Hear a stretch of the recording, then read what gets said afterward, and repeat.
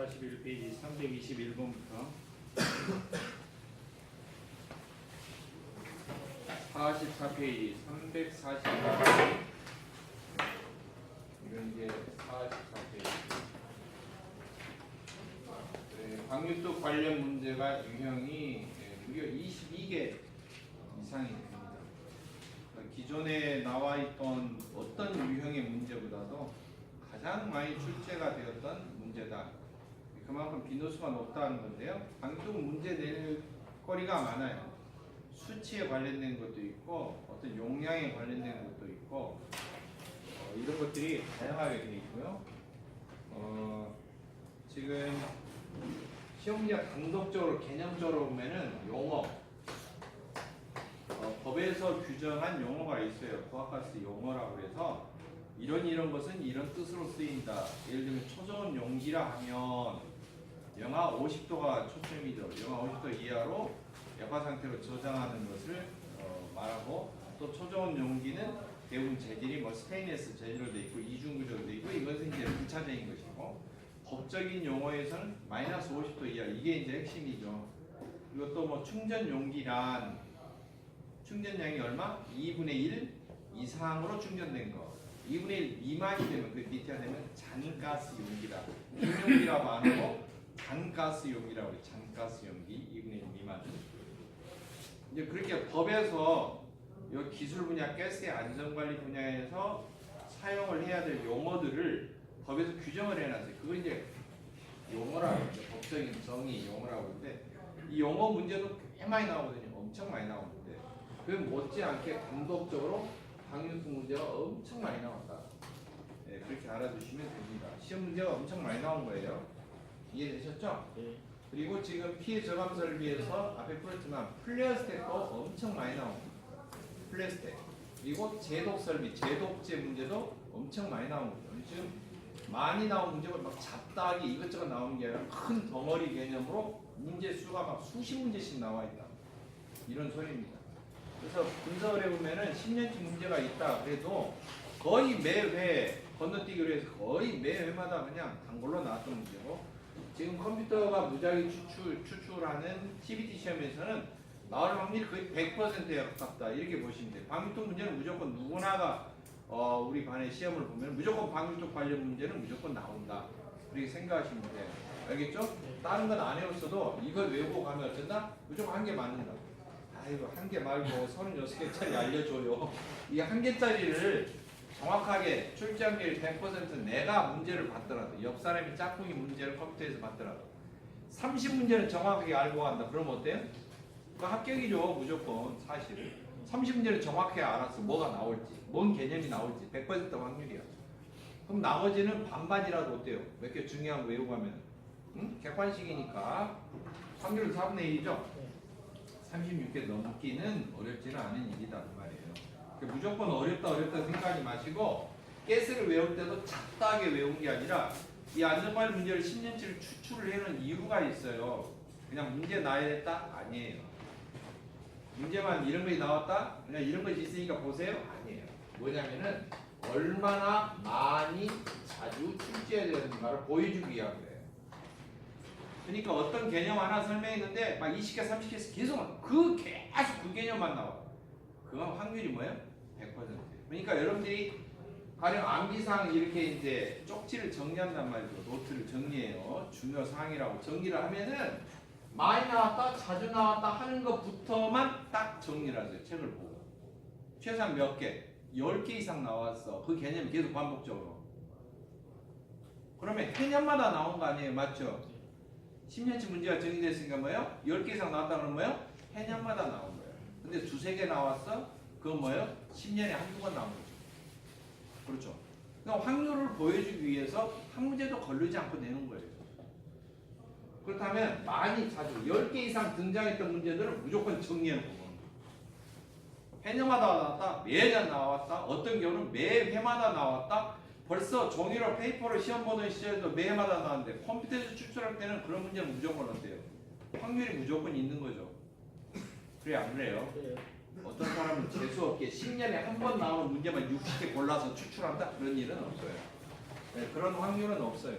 그럼 만약 혹시 그런 경우는 떨어지는 것을 감사히 여기세요. 나는 오늘 컴퓨터가 특별히 선택을 해준 사람이야. 나는 확률이 한 문제 한 문제마다 500분의 1인데 그게 60문제였고 500분의 1 곱하기 500분의 1 곱하기의 확률로 나는 추천을 받은 사람입니다. 컴퓨터. 따라서 얼른 시험 끝나고 로또 복권을 사. 네? 바로 경우는. 네, 그런 확률이야. 근데 사실상 그렇습니다. 여러분들이 거의 과반수 50% 60% 정도는요 늘 반복적으로 나왔던 개념이 일단 우선적으로 추출이 돼요. 중요 개념부터. 나만 이상한 문제가 나왔다. 그게 아니에요. 그게 사실 몇 개 섞여져 있는 거예요. 그게 60개 섞여 있는 게 아니라는 거예요. 근데 그런 문제 때문에 나머지 기본적으로 맞아야 될 중요 개념들 틀리면 어때요? 아깝잖아요. 그죠? 네? 이것도 정리를 하시고 중요한 거, 많이 나왔던 거, 빈번하게 나왔던 것부터 여러분이 노트에 딱 암기상으로 정리를 하시면 좋겠어요. 알겠죠? 자, 321번 방유투 수액기라고 나왔어요. 수액기. 수액기. 그러면 용량 얼마? 얼마? 12,000 이상인 경우에 해당되고요. 방유뚝은 반드시 뭐만 해당된다? 예? 액화가스만 해당돼. 액화 저장. 알겠죠? 액화 저장일 경우에 해당. 수액기는 10,000리터. 이게 이제 정리하죠. 용량이죠. 어느 정도의 용량 이상이 저장되는 탱크 주변에는 방유뚝을 설치하는 거죠. 방유뚝의 원래 목적은 방지한다는 거죠. 흘러서 넘치는 것을 방지하는 거죠. 액화 저장 탱크 파손 시 어때요? 주변으로 액체가 어쩌고 넘치지 않도록 넘치지 않도록 흘러서 넘치지 않도록 뭘 해? 응? 뚝을 세우는 거야. 뚝 댐을 세우는 거예요. 담벼락 그걸 방육뚝이라고 그래요. 알았죠? 네. 이제 방유뚝은 여러분이 정리할 때 좀 필요성이 있어요. 뭘 정리하냐면 이게 이제 321번 뭐 어차피 문제 풀이를 해서 넘어갔지만 수액기인 경우는 10,000리터 이상의 용량이 되게 돼 있어요. 그래서 정리할 것은 뭘 먼저 정리하냐면 용량이 얼마나 될 때 방유뚝을 의무적으로 해야 된다. 저장 탱크가 얼마나 큰 것이면 해야 되냐? 아니 조그만 것만 해야 되느냐? 아니에요. 조그만 건 안 해도 돼. 방유뚝을 한 경우는 피해를 막아주기 위한 거기 때문에 저장 탱크가 터져서 조그만 것들은 그냥 별 볼 일 없어. 그냥 큰 것이 터지면은 피해가 어마어마하기 때문에 큰 저장 탱크 주변에는 하라는 거예요. 큰 저장 탱크. 그래서 첫째 문제가 무엇이냐? 탱크의 용량이 얼마일 때 꼭 방유뚝을 의무적으로 해야 되는가? 이게 용량을 외워야 됩니다. 용량 문제 엄청 많이 나와요. 근데 이거 귀찮다. 귀찮게 시작하면은 맞은 문제가 없어요. 알았죠? 두 번째. 방유뚝은 구조예요. 구조에 대해서 나와요. 어떤 해라 각도는 얼마고 위에는 뭐 폭이 얼마이고 그 다음에 주변에 안으로 들어가게 왜? 방유뚝은 이렇게 뚝을 막는 거는데 이렇게 뚝을 막는 건데 요 속에가 저장 탱크가 들어있다는 거 아닙니까? 그렇죠? 네. 저장 탱크가 들어있으면은 막아놓고 사람이 탱크 이송 충전 해야 돼요? 안 해야 돼요? 해야 돼. 사람이 조작해야 돼요? 안 해야 돼요? 해야 돼. 아, 여기다가 해놓고 그냥 닫아놨어. 이게 감옥입니까? 저장 탱크 감옥 아니죠. 그러니까 탱크에서 이송 충전 설비가 이 방유 쪽으로 관통해서 들락날락 하겠죠. 그래 안 그래요? 네. 설비들이 있죠. 그러겠죠. 네. 그래서 배관이 관통해 돼 있고요. 저장 탱크가 이상이 있는가 없는가 이런 것도 점검도 해야 되고 밸브 조작도 해야 되니까 뚝 안으로 들어갈 수 있는 뭐가 있어요? 사다리나 계단이 있어야 돼요. 그래서 이런 것들을 보면 각도가 얼마, 사다리는 몇 미터, 여기다 하나 하면 한 군데? 아니죠. 이쪽도 반대편도 하고요. 둘레 50m 이내마다 하나씩.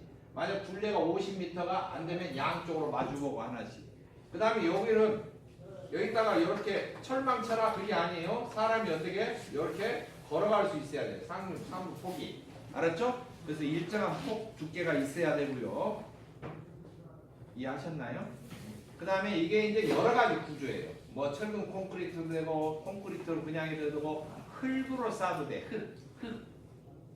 흙. 모래는 안 되고 흙으로 해서 다져가지고 다진 흙으로 할 수도 있는데 흙으로 하는 경우는 이렇게 세울 수가 없어요. 흙은 안 세워지죠.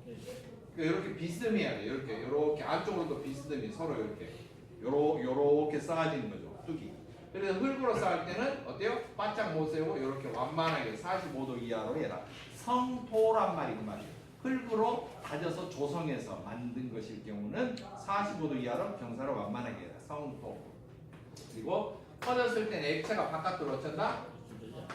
안 새야 된다. 그래서 그것을 액체를 막아주는 거 보고 액밀이라고 해요. 기체가 새는 걸 막아주면 뭐라 그래? 기밀이라고 해요.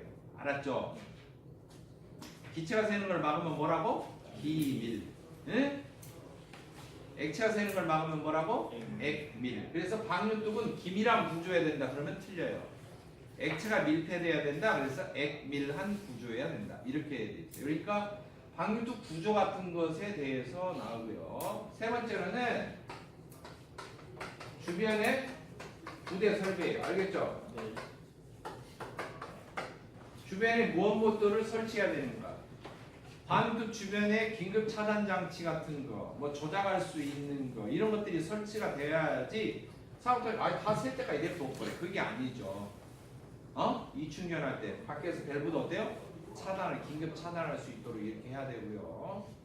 이런 구조. 그래서 지금 정리를 하려면 용량부터 정리하고 방쪽 구조 문제가 쭉 정리가 돼 있을 겁니다. 실제로 그렇게 정리가 돼 있는데 문제를 통해서 하나하나씩 보면은 풀면서 답 달고 풀면서 답 달고 하면서 외워주도록 하세요. 엄청 문제가 많이 나와 있기 때문에 비슷비슷 같은 문제들이 막 엄청 나와 있어요.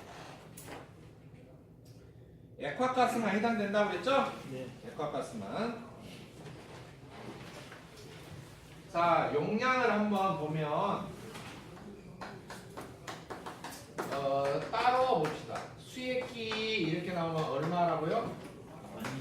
10,000리터 이상일 경우에는 용량이 수액기 용량이 10,000리터 이상일 경우는 방류토가. 근데 수액기란 용어를 쓸 때는요. 수액기, 여러분 냉동 수업 들을 때도 들었는데 수액기는 응축기 다음에 나오는 게 수액기죠. 맞죠? 그러니까 수액기라고 하는 경우는 일반 그냥 액화가스를 저장한다라는 저장 탱크 개념이 아니죠. 사실은 냉동에 관련된 제조 시설이에요. 알겠죠? 이해됐어요? 냉동 제조 시설에서 액체 냉매를 그냥 크게 저장하는 냉매를 저장하는 냉매에 관련된 부분입니다. 수액기는. 그다음에 이제 LPG 저장 시설. LPG 저장 탱크는 LPG 자체가 L자가 액화죠. P가 석유, 페트롤리움이고요. L, 리퀴드의 액체의 동사인 리퀴파이드, 페트롤리움 가스. 그래서 액화시킨 석유가스다. 이렇게 돼 있죠. 네. 이것은 LPG는 액체이기 때문에 이미 해당돼요. 1000톤 이상입니다. 1000톤. 낱개로 외우셔야 돼요. 낱개로. 그 다음에 이제 도시가스 시설. 도시가스 시설은 가스를 이렇게 일반 수용가에 공급하는 일반 사업자가 있고요. 그 다음에 도매 사업자가 있어요. 알겠죠? 그래서 가스를 공급하는 도매 사업자는 500톤, 일반 도시가스 사업자는 1000톤이에요. 아시겠죠? 그러니까 도매가 나오면 뭐라고요? 500톤인데 일반은 뭐라고? 일반. 예? 일반은 1000톤이에요. 두 개. 근데 시험 문제가 희한하게 도매는 잘 안 나와요. 도매는 잘 나온다 안 나온다? 안 나온다. 꼭 기억하시고요. 도매는 잘 안 나오니까 일반으로 일단 기억을 하세요. 자, 그러면은 이렇게 많이 써놓는 이유가 있어요. 잘 모르면은 1000으로 찍으면은 확률이 1000%. 도시가스나 LPG가 1000이고요. 그 다음에 이제 이것에 해당되는 거 법이 다르기 때문에 그래요. 수액기는 특별히 냉동이기 때문에 일반 고압가스나 그런 종류에 든 게 아니라 냉동 제조시설하고 별도로 사업 허가의 종류별로 냉동 쪽은 따로 떨어져 있어요. 고압가스 법에 속하기는 속하지만. 자, 그 다음 두 번째. LPG는 법이 따로죠. 네. 여러분이 자격증 공부하는 게 3법이라고 해요. 3법. 민법, 형법, 상법이 아니고 보호법, 고압가스법. 알겠죠? 네. 고압가스 안전관리법이죠. 그 다음에 액법이라고 해서 액화 세유가스 사업. LPG법이에요, 쉽게 말하면. 그 다음에 이제 도법이라고 그래요, 도법. 도시가스 사업법이에요. 도시가스 사업에 관련된 거예요. 그러니까 가스에 관련된 것이 법이 3개예요. 그래서 액법에 규정하는 LPG 탱크는 1000톤 이상이죠. 충전소. 충전소 가스 LPG 엄청 많을 거 아니에요. 거기서 충전자라고 하니까. 그 다음에 이제 도법, 도시가스 사업법. 뭐 여러 가지 쓰겠죠. 액화시킨 거 LNG도 있을 것이고 여러 가지가 있겠죠. 거기에 해당되는 거예요. 시설이 액화로 저장된 것이 일반 1000톤 이상인 거죠. 사업자 규모로 봤을 때 도매 사업자네 일반 사업자네 이렇게 하는데 다 도매라고 특별히 단서를 안 붙이면 다 그냥 일반 사업자예요. 알겠죠? 네. 그 다음에 이제 뭔 법이 나오죠? 뭔 법이 나와? 도법, 액법 했으니까 또 하나 남았잖아. 뭐 남았어? 고압가스법. 고압가스법은 LPG나 도시가스 제외한 모든 가스가 다 해당되는 거예요. 우리가 알고 있는 아스틸렌, 산소, 질소, 아르곤, 아모니아, 염소, 호스겐, 황화수소, 아황산가스, 탄산가스 이제 그 이름 들어봤던 것들은 전부 다 어디에 속하는 거야? 보법에 속하는 거야. 이해됐죠? 그러니까 보법을 나눌 때 뭘로 나냐면 독과조로 나온다. 독과산 또는 독과조. 다른 것은 이제 독과조 나누는데 암육독은 독과조까지는 아니에요. 독과산만 해요. 독성, 가연성, 아시겠죠? 독성, 가연성. 그리고 보법에 있어서 지금 이런 시설들은 어디가 있어요? 우리 집 앞마당에 있어요? 아니면 사업소에가 있어요? 사업소가 있겠죠? 사업소 규모가 크냐 작냐에 따라서 특정 시설이냐 일반 시설이냐 그랬죠? 기억나시죠? 특정 제조시설 어마어마하게 규모가 큰 거. 일반 제조시설 그냥 나머지죠. 전부 다 보통 평이야. 네. 혼동을 하면 안 돼. 가스 공부할 때 명칭들이 가스 공부할 때 용어부터 정리를 잘해야 돼. 특정 고압가스다 그러면은 혼동이 그래. 특정 고압가스 제조 시설이다. 특정 시설이에요. 그러면은 특정 고압가스를 제조하는 시설이다. 이렇게 알기가 쉽다니까. 특정 고압가스는 뭐예요? 산수, 암, 염, 천연가스, 모노실란디스는 천모디 이렇게 했잖아요. 천모디알, 알진가스, 천모디알 이렇게 돼 있는데 산소, 수소, 아스테네, 아모니아, 염소, 천연가스, 모노실란, 디스난, 알진, 액화알진에서 산소, 암염, 천모디알 이렇게 돼 있는데요. 이런 것을 고압가스 중에서 특정한 품목이다 라고 전히는 거고 특정 고압가스 제조시설이다 그러면 이런 가스들을 생산하는 제조하는 시설인가 보다. 그게 아니고요. 이걸 뭘 나눴죠? 요거 뭘로 이렇게 나눴다고? 사업 규모. 회사의 처리 규모, 처리 능력의 규모로 나눈 거예요. 그리고 이 규모가 안 되면 뭐라고? 일반 제조시설 이렇게 했잖아요. 일반 고압가스 제조시설. 그러면 혼동하게 이런 가스 말고 나머지 가스 생산하면 일반 고압가스 제조시설이냐? 그렇게 혼동할 수가 있다는 거죠. 특정이다 일반이다 나누는 이 제조시설은 뭘로 나눈다? 사업장의 규모로 나누는 거예요. 알겠죠? 산소 만드는 회사는 전부 다 특정 고압가스 제조시설이다 아니에요. 그거부터 구분하고 넘어가야지 외워져요. 몇 번 이야기를 했는데 이거 이야기할 때도 특정 제조시설, 일반 제조시설 이야기할 때 일부러 혼동할까봐 가운데 저가 고압가스자를 빼고 이야기하는 거예요. 특정 고압가스 제조시설, 일반 고압가스 제조시설 이렇게 되어 있는데 위에 나오는 특정 고압가스다. 요거다고는 틀린 말이다 말이야. 알겠죠? 이해하셨어요? 네. 요 구분합시다. 그래서 독가상 그러면은요. 봅시다. 액체일 때는 충전량을 나눌 때 충전량 또는 저장량을 나눌 때 표시할 때요. 액체는 액체로 된 액화는 뭘로 해요? 질량으로 표시해요.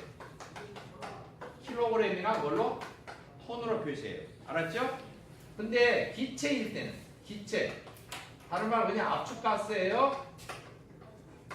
압축가스는 킬로그램 톤이 아니고요. 뭘로? 입방미터. 부피로 표시. 부피로 아시겠죠? 부피에 부피. 기체니까 부피가 재기가 쉬워요. 기체 무게 재기가 어려워요, 쉬워요? 어렵죠, 기체는. 그래서 액체는 무게로, 기체는 그냥 부피로. 자, 따라서 방류특의 용량 문제는 무조건 방류특에 해당되는 가스가 무슨 가스다? 액화가스예요. 액체란 말이죠. 그러니까 용량이 다 뭘로 나와요? 용량이 다 톤으로 나와요. 알았죠? 예. 톤으로 나오는데 유일하게 뭐만? 냉매만 나머지는 다 톤이에요. 밑에도 다 톤, LPG 톤, 도시가스 톤, 독성가스 톤, 가연성 톤, 산소 톤이에요. 알았죠? 아시겠어요? 자, 그래서 이게 독성가스가 500, 1000짜리가 있고요. 그 다음에 뭐가 있어요? 5가 아니고 더블이죠, 더블. 그래 안 그래요? 5톤, 1000, 1000 이렇게 돼 있죠? 이렇게 돼 있는데 이게 지금 500, 1000 가운데 가연성이 500으로 이렇게 혼자 다르게 되는 것은 무슨 시설? 예? 특정 제조 시설의 저장 탱크. 그다음에 이거 뭐예요? 일반 제조 시설의 저장 탱크 이게요. 그래서 이제 총 정리를 해봅니다. 표가 많고 숫자가 많은데 답이 핵심이 되는 거 뭐냐? 외워야 될 수치예요. 1000톤이에요. 1000톤이에요. 1000톤이에요. 1000톤이에요. 알았죠? 그런데 유일하게 뭔만? 독성만 뭐예요? 5톤이에요. 둘 다 똑같이 5톤이에요. 특성이나. 알겠죠? 네. 오! 똑같아. 자, 방구가 나왔어요. 코를 막습. 아우! 뭐라고요? 아우! 독가스 5톤. 나머지는 뭐라고 대부분 다? 네, 가장 민감한 게 1000톤이에요. 알겠죠? 네.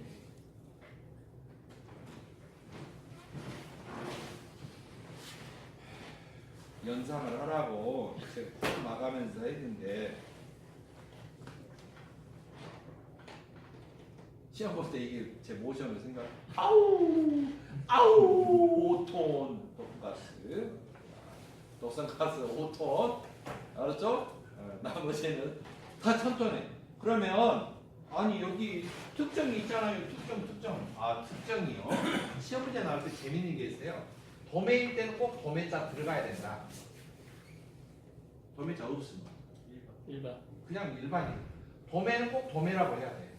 알았죠? 네. 여러분들 시장 가요. 어떤 가게에 가요. 도매집은 도매라고 써있어 안 써있어? 써졌어요. 안 써지면 다 뭐예요? 일반.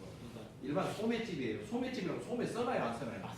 안 써놔. 도매집은 꼭 도매집이에요. 알았죠? 네. 안 써놓으면 일반. 일반 소매라니까. 이것도 똑같아. 제주시설, 독가산 나왔는데 특정이면 특정자를 꼭 붙여야 돼. 레스토랑 갔는데 코스를 했어요. 아무 말도 안 썼었어. 근데 한 20만 원 받은 거. 뭐 음식. 알고 보니까 이거 특별한 거래 스페셜. 알고 보면 메뉴판에다 스페셜이라고 붙이든지. 아무것도 없어. 스페셜이라고 쓰면 뭔가 좀 주의를 하잖아요. 그래 안 그래요? 특정이라면 꼭 이거 붙어야 된다. 안 붙으면 다 뭐이다? 이쪽 기준이다. 근데 대부분 특정자가 잘 안 붙어요. 대체적으로. 이해하셨나요? 네. 이해하셨나요? 그래서 숫자가 뭐가 반복돼? 1000이 반복돼. 1000이. 계속 1000이 반복돼. 예? 그리고 독성막 아우! 톤이라고요, 5톤. 문제 풀어봅니다. 322번. 액화석유가스 뭐예요? 얼마?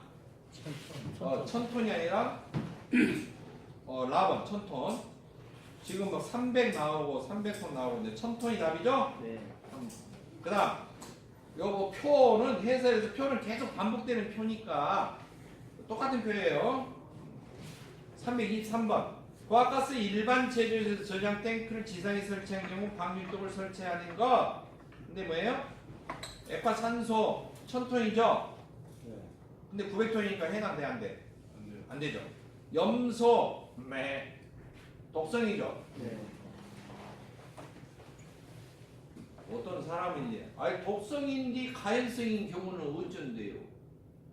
궁금해 안 궁금해? 표정 보니까 전혀 안 궁금해. 독성인지 낮은 기준으로. 그렇습니다. 낮은. 독 and 가인 경우는 독이 5톤이잖아요. 그렇죠. 가연성이 얼마예요? 기본적으로 일반은 1000톤이잖아요. 네. 요걸 기준으로 하는 거예요. 알았죠? 네. 독성을 뿜고 있는 가연성인 경우는 낮은 걸로 해야 돼요. 법적으로는 강한 걸로 한다고 느슨한 걸로 적용한 게 아니고.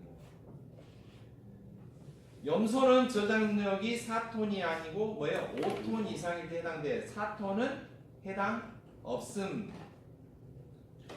다음은 암모니아 저장 능력. 암모니아는 독성이면서 가연성이요. 지금 이번 문제라고요. 독성 적용하면 5톤이면은 10톤 해당돼야. 근데 가연성으로 치면은 이거 1000톤까지는 봐줄 수 있지 않아? 이게 아니라는 거죠. 그렇죠? 그러니까 독성이면서 가연성 동시에 해당되기 때문에 독성을 적용해서 5톤이 넘어가니까 방유독을 설치해야 된다는 규정에 적합한 거예요. 3번이 답이 되는 거예요. 알겠죠?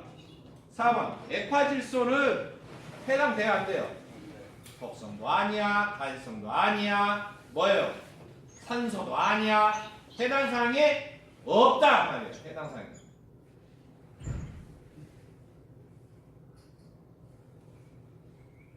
(324번) 다음 중 방유독을 설치해야 되는 기준으로 옳지 않는 거예요. 가봐. 저장력 5톤 이상 독성가스 9톤 독가스에 해당해요. 나봐. 저장력 300톤 이상의 가연성 아니죠? 가연성 뭐예요? 가연성 특정이면 500톤이지만 일반인 1000톤이잖아요. 5 아니면 1000인데 해당 없지요. 2번 답이잖아요. 네. 옳지 않는 겁니다. 3번 전량 1000톤, 4번 전량 1000톤. 액화수, 액화산소 다 1000톤, 1000톤. 325번. 탱크를 지상에 설치하고자 합니다. 방유독 설치하는 데는 저장 탱크. 질소 해당 없죠? 독성도 아니고 가연성도 아니고 산소도 아니에요. 근데 부탄, 산소, 염소는 일단 가연성, 산소, 독성 이런 걸 생각되고요. 1000톤, 1000톤, 5톤이니까 각각 규정에 맞습니다. 설치해야 돼요. 326번. 가스가 누출된 경우 제2의 누출을 방지하기 위해서 방유독을 설치한다. 방유독 설치하지 않아도 되는 거 독성이냐 가연성이냐 산소냐 셋 중에 하나 속해야 되고 용량이 맞아야 되죠? 네. 질소 해당 없죠. 질소는 독성도 아니고 가연성도 아니고 산소도 아니죠. 1번이 해당이 없다. 327번. 가스가 누출된 경우 똑같은 문제 답 가번입니다. 넘어가겠습니다. 328번. LP가스 용기의 충전 시설에 지상에 설치하는 경우 저장탱크 주변에 액체 상태의 액상이란 말이에요. 액체 상태란 말이에요. LP가스가 유출되지 않도록 방유독을 설치해야 된다. 얼마라고요? 1000톤이라고 했죠? 모르면 뭐 찍으라고? 1000톤 찍으라고요. 아니, 수업할 때 찍으란 말 강조하면 안 되는데 해설하는 수업인데 또 답 찾는 것을 알려줘. 329번. 도시가스 제조소 저장탱크의 방유독에 대한 설명으로 틀린 거. 자, 29번부터는 용량이 아니고 이제 뭐다? 구조에 대해서 물어봐요. 지금까지 문제는 다 뭐예요? 용량 갖고 따졌죠. 이제 두 번째는 뭐이세요? 구조 갖고 따지는 문제예요. 전부 다 구조에 관한 문제예요. 전부 구조예요. 자, 방유독에 설명을 틀린 거. 1번. 지하에 묻는 저장 탱크 내에 액화가스가 전부 유출된 경우에 그 액체면이 지면보다 낮도록 된 구조는 방유독을 설치하는 것을 본다. 이건 뭐냐면은 특정한 내외. 방유독은 일반적으로 어디다 설치하느냐? 지상일 때 설치하고요. 지하라고. 지하가 이렇게 있는데 지하에다 저장 탱크 설치하는 경우 있죠. 네. 요거 배웠었죠? 몇시 안 배웠어요? 요거 3cm 이상의 뭐요? 액밀한 구조로 철 콘크리트 그렇게 돼야 되고 주변에 뭐 채운다? 마른 모래 채운다.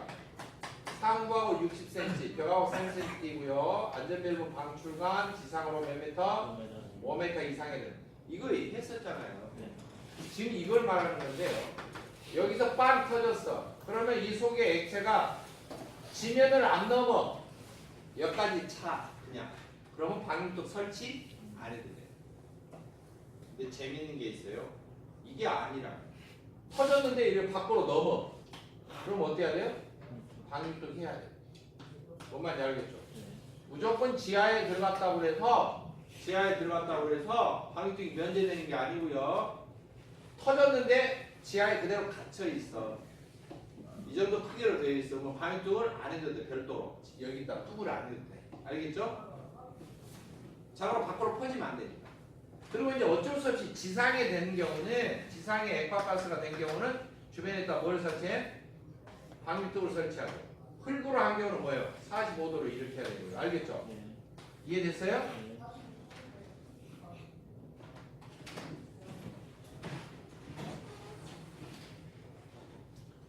자, 2번 보겠습니다. 방유뚝의 용량. 저장 탱크 저장 능력의 90%에 상당한 용적 이상이 된다. 이제 방유뚝 속에 체적을 말하는 거예요. 지금 이렇게 있으면은 요 속에 공간이 있을 거 아니에요. 그렇죠? 네.